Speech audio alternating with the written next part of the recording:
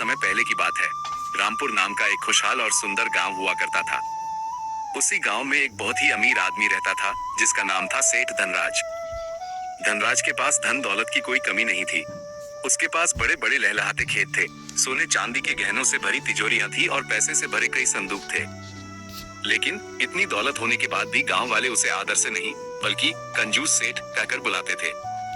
उसका कारण ये था कि सेठ धनराज का दिल बहुत छोटा था। वो कभी किसी की मदद नहीं करता था। अगर कोई गरीब राहगीर तपती धूप में उसके घर सिर्फ पानी मांगने भी आता तो सेठ उसे पानी देने के बजाय डांट कर कहता, इतना पानी क्यों बर्बाद करते हो, कहीं और जाओ।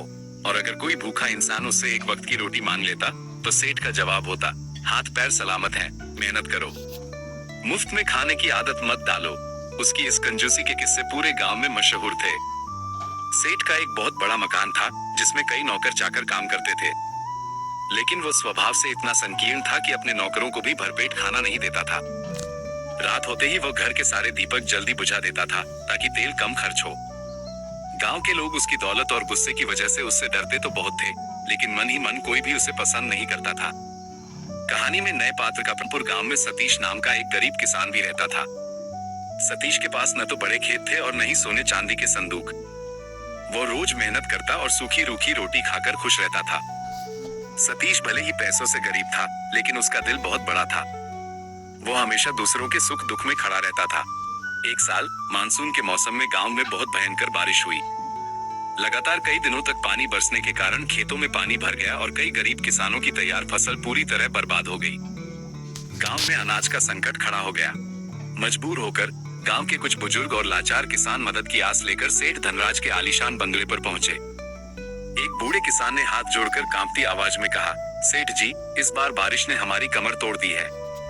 हमारे बच्चे भूखे हैं, आप हमें थोड़ा सा अनाज उधार दे दीजिए। जैसे ही अगली फसल आएगी हम आपका एक एक दाना ब्याज समेत लौटा देंगे। किसानों की लाचारी देखकर भी सेठ का दिल नहीं पगला। वो गुस्से से लाल पीला हो गया और चिल्लाकर बोला, अगली फसल? और अगर अगली फसल भी खराब हो गई तो? मैं यहाँ कोई दान की दुकान खोलकर नहीं बैठा हूँ, चलो निकलो यहाँ से। बेचारे गरीब किसान अपनी किस्मत को कोसते हुए उदास मन से वापस लौट गए। टकराव और सेठ की चालाकी। जब सतीश को इस बात का पता चला तो उसने बिना देर किए अपनी छोटी सी बचत निकाली। उसके घर में जो भी थोड़ा बहुत अनाज था उसने बिना अपने भविष्य की परवाह किए उसे भूखे गांव वालों में बराबर बराबर बांट दिया। सतीश की इस दरियादिली से पूरा गांव निहाल हो गया और हर कोई उसकी तारीफ करने लगा। ये बात जब सेठ धनराज के कानों तक पहुंची तो उसे बहुत मिर्च लगी। वही ईर्ष्या से जल उठा और सोचने लगा, मैं इस गांव का सबसे अमीर आदमी हूँ।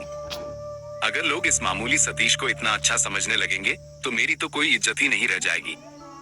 मुझे कुछ करना होगा।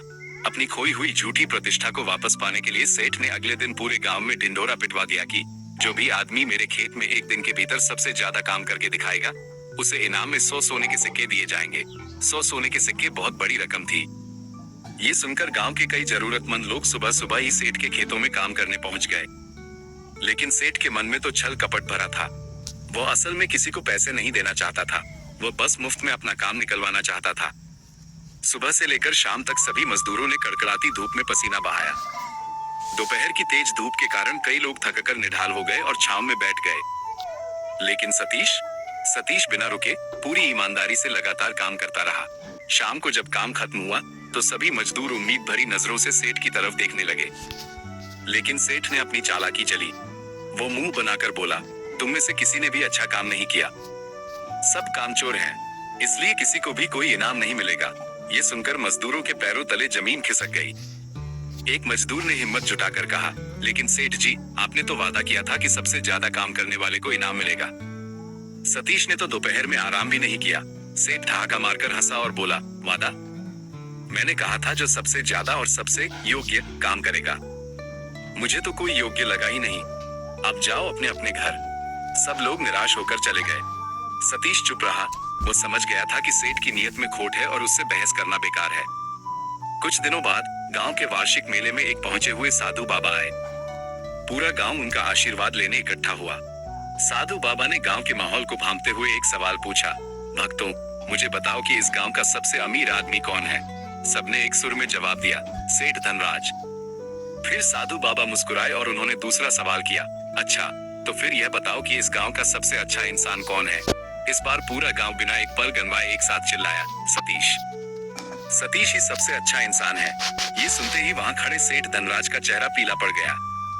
उसकी सारी अकड़ धरी की धरी रह गई। उसे जिंदगी में पहली बार यह एहसास हुआ कि दौलत के दम पर डर तो पैदा किया जा सकता है, लेकिन सम्मान और प्यार नहीं कमाया जा सकता। हालांकि उसका घमंड अभी पूरी तरह टूटा नहीं था। कुछ दिन बीत गए। एक रात सेठ धनराज अपने कमरे में अकेला बैठा नोट और सिक्के गिन रहा था। तभी अचानक जोर की हवा चली और कमरे का इकलौता दीपक बुझ गया। पूरे कमरे में घना अंधेरा छा गया। सेठ अंधेरे में ही अपनी तिजोरी बंद करने के लिए बढ़ा, लेकिन तभी उसका पैर सीढ़ियों के पास फिसल गया। वो संभल नहीं पाया और धड़ाम से सीढ़ियों से नीचे आ गिरा। उसके पैर की हड्डी टूट गई थी। वो दर्द से तड़प उठा और चिल्लाने लगा, बचाओ, कोई है, बचाओ मुझे। लेकिन आधी रात का वक्त था। उसके नौकर भी दूर बने कमरों में गहरी नींद में सो रहे थे। तेज हवा के शोर में किसी को उसकी आवाज नहीं सुनाई दी। संयोग से उसी समय सतीश अपने खेतों की रखवाली करके घर लौट रहा था। उसने सेठ के घर से आ रही कराने की आवाज सुनी। वो बिना कुछ सोचे समझे तुरंत हवेली के अंदर भागा। उसने देखा कि सेठ जमीन पर तड़प रहा है। सतीश ने तुरंत सेठ को सहारा देकर उठाया, उसे पानी पिलाया और उसी वक्त भागकर गांव के वैद्य जी को बुला लाया। वैद्य जी ने सेठ के पैर पर दवा लगाई और पट्टी बांधी। जब दर्द थोड़ा कम हुआ तो सेठ ने हैरानी और ग्लानि से सतीश की तरफ देखा। उसने रूंधे गले से पूछा, सतीश, मैंने हमेशा तुम्हारे साथ बुरा किया, तुम्हें धोखे से मजदूरी नहीं दी, तुम्हारी बेइज्जती की, फिर भी तुमने आज अपनी जान की परवाह न करते हुए मेरी जान क्यों बचाई? सतीश ने बहुत ही शांत और मधुर मुस्कान के साथ कहा, सेठ जी, इंसानियत और किसी की जान की कीमत दुनिया के सारे रुपयों पैसों से बहुत बड़ी होती है। जब कोई दुख में हो तो पुरानी बातें नहीं, फर्ज याद रखा जाता है। सतीश के ये शब्द सीधे सेठ धनराज के दिल में तीर की तरह उतर गए। उस रात सेठ एक पल के लिए भी सो नहीं सका। अंधेरे कमरे में लेटे लेटे उसे अपनी जिंदगी की सारी गलतियां एक फिल्म की तरह याद आने लगी। उसे याद आया कि कैसे उसने भूखों को दुकारा था, प्यासों को भगाया था और कैसे मजदूरों का हक मारा था। उसे अपनी अमीरियत पर शर्म आने लगी।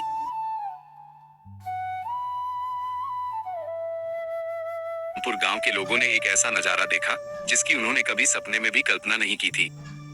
सेठ धनराज अपनी हवेली के बाहर बड़े बड़े बर्तनों में गर्मा गर्म खाना बनवाकर खुद अपने हाथों से गरीबों और जरूरतमंदों को बांट रहा था।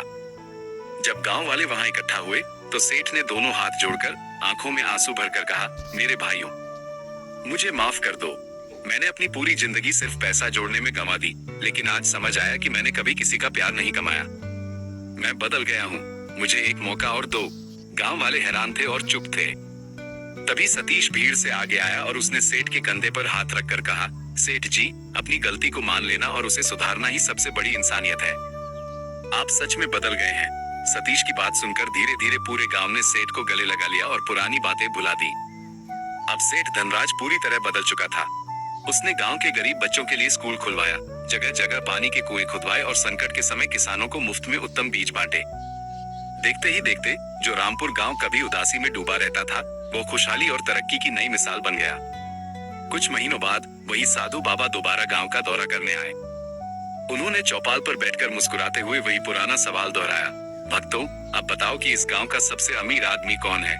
गांव वाले मुस्कुराए और बोले, सेठ धनराज। साधु बाबा ने फिर पूछा, और इस गांव का सबसे अच्छा इंसान कौन है? इस बार पूरे गांव ने एक सुर में गर्व से चिल्लाकर कहा, सतीश और सेठ धनराज दोनों। ये सुनकर सेठ धनराज की आंखों से खुशी के आंसू बह निकले। आज उसने पैसे बचाकर नहीं, बल्कि लोगों के दिलों को जीतकर असली दौलत कमा ली थी। इस कहानी से हमें 3 बड़ी सीख मिलती हैं। अंधा लालच और कंजूसी इंसान को अपनों से दूर और अकेला बना देती है। दूसरों की मदद करने वाला साफ दिल और अच्छा व्यवहार ही जीवन की सबसे बड़ी और सच्ची पूंजी है। इंसान चाहे कितना भी बुरा क्यों न हो, अगर उसे अपनी गलती का एहसास हो जाए तो वो एक बेहतर इंसान बन सकता है।